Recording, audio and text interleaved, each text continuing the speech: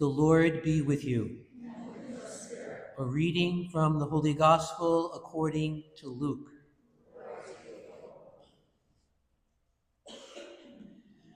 Jesus said to his disciples, "A rich man had a steward who was reported to him for squandering his property. He summoned him and said, 'What is this I hear about you? Prepare a full account of your stewardship, because you can no longer be my steward.' The steward said to himself, 'What shall I do now that my master is taking the position of steward away from me? I am not strong enough to dig, and I am ashamed to beg. I know what I shall do, so that when I am removed from stewardship, they may welcome me into their homes.' So he called his master's debtors in one by one. To the first he said, 'How much do you owe my master?' He replied, 100 measures of olive oil.' He said to him, 'Here is your promissory note. Sit down quickly and write one for 50. Then to another steward said, 'How much do you owe?' He replied, 100 cores of wheat. The steward said to him, 'Here is your promissory note. Write one for 80. And the master commended that dishonest steward for acting prudently. For the children of this world are more prudent in dealing with their own generation than are the children of light. I tell you, make friends for yourselves with dishonest wealth, so that when it fails, you will be welcomed into the eternal dwelling. The person who is trustworthy in very small matters is also trustworthy in great ones. And the person who is dishonest in very small matters is also dishonest in great ones. If therefore you are not trustworthy with dishonest wealth, who will trust you with true wealth? If you are not trustworthy with what belongs to another, who will give you what is yours? No servant can serve two masters. He will either hate one and love the other, or be devoted to one and despise the other. You cannot serve both God and mammon." The Gospel of the Lord.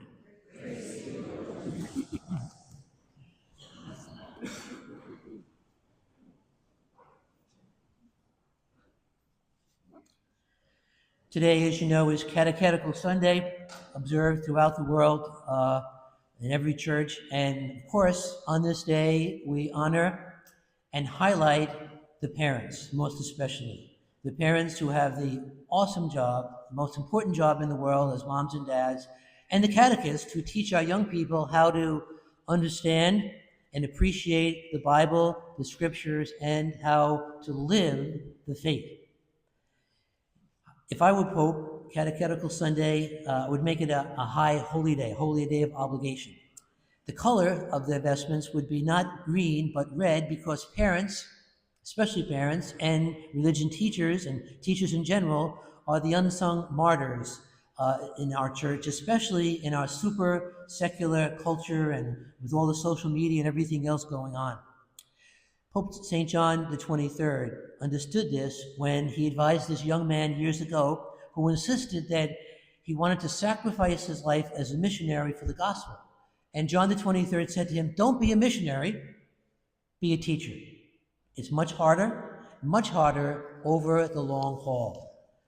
And so today's gospel is a good example of how often we need help in understanding the Word of God, especially with this very complicated, complex gospel of trying to understand why it seems like Jesus is elevating this dishonest steward, perplexing. And he begins his parable by saying to the dishonest steward, "Prepare a full account of your stewardship." Obviously, that's going to be said to us at the end of our lives, but it's also said to us at different points of our lives. And it's sort of like the story of the boss who calls his employee on the cell phone, and he says, "Is everything okay at the office today?" And the employee says, "Yeah, it's a very busy day. I haven't stopped for a break, but it's all under control. Don't worry." And the boss says, "Well, can you do me a favor? And the employee responds, sure, of course, what is it? What can I do for you? Well, the favor is pick up the pace a little bit. And he says, what do you mean by that? Well, I'm in the foursome here at the golf club right behind you. Pick up the pace. So Jesus says in this parable, in a sense, pick up the pace. Prepare an account of your stewardship. The steward in the story adjusts the debtor's notes to reflect only what he actually owes his master, minus the amount he intended to take for his own profit. That's the key element here. And so this move is meant to win him friends among his master's debtors, and even, as you hear in the gospel, had the effect of winning the master's approval as well. Very unusual, but there's a message here. Of course, had the prospect of unemployment not loomed over his head, the steward would have gone right on cheating people, cheating himself, cheating others. And sometimes it takes a threat to get people, to get me, maybe you, to change our ways as well. So for example, I hop on a treadmill when my clothes begin to feel tight, or we spend money more carefully when we see that our checking account is beginning to dwindle. And in our spiritual lives, I can put off doing the right thing, the best things, until I'm under the gun. I pray more when I feel greater need for God, and am more generous with my time and treasure when I feel guilty for my sins. So this is a perfect gospel that coincides this year with Catechetical Sunday. It's not easy to understand and appreciate the Bible, especially with its very unusual parable today. And it's not easy, as a parent or a catechist, to enlighten young people as faithful Catholics.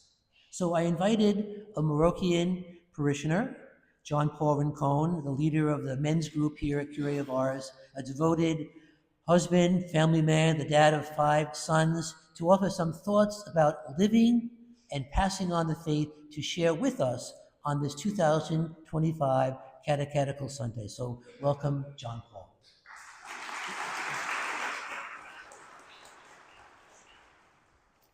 Good morning. My name is John Paul Rincon, and my wife and I were married here at Curé 23 years ago this month. And as Father mentioned, I have 5 boys. I recall many years ago when my wife was in labor with our firstborn and was going through a very, very difficult delivery. And as a young husband, I remember feeling scared and that overwhelming sense of fear. So I reached out to God and I prayed to God, and it sounded something like this: God, please protect my child and please protect my wife. And if you do, I promise I'll be a better man.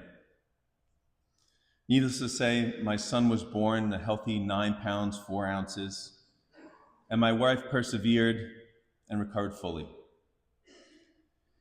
And my wife and I recall very clearly coming home from the hospital and laying our son in a recently constructed cradle and watching him there sleep as we stood there. And then having that overwhelming sense of responsibility, now that we knew that we were fully responsible for this child. Today is Catechetical Sunday, and we remember the responsibility that we have as Catholics for the teaching of the faith.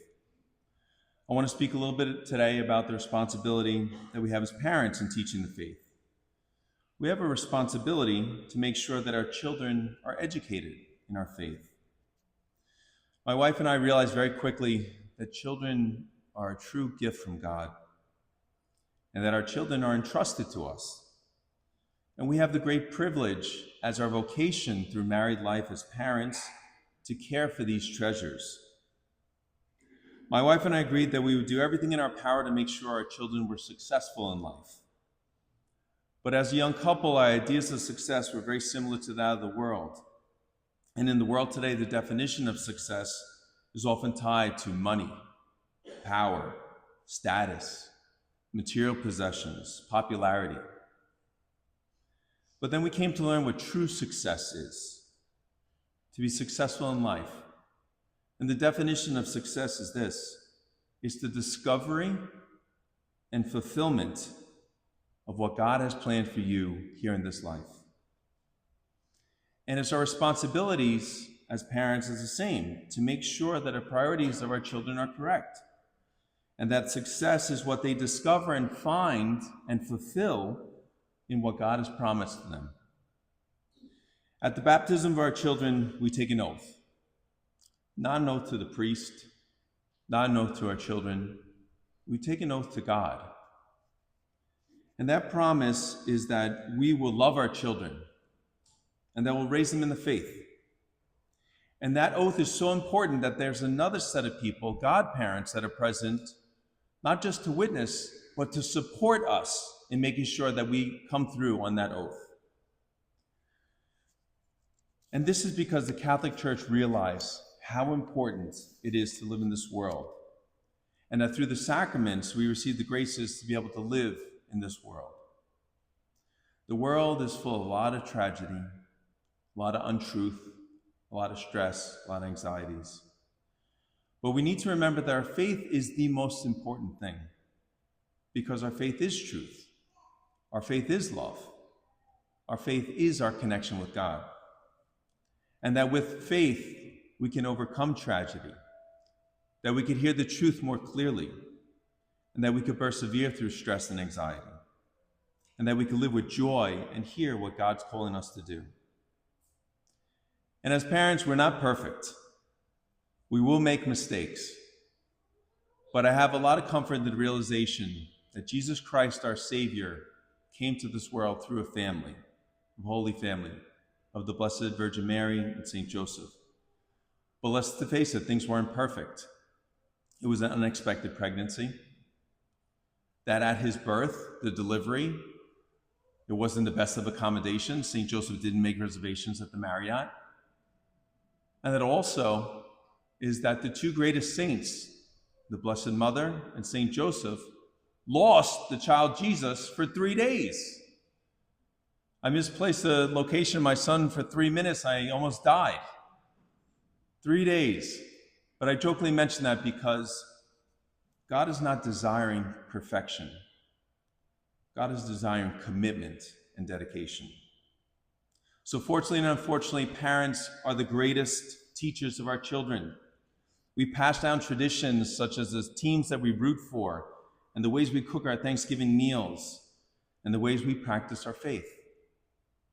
So the pursuit and dedication of our faith is one of the greatest ways that we could teach our children.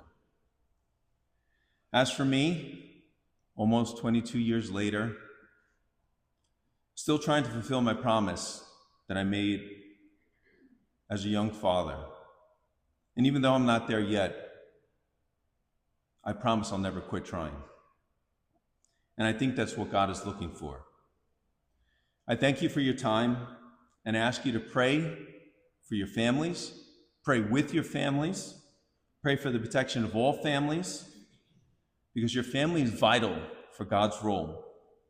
Thank you very much, and have a blessed Sunday.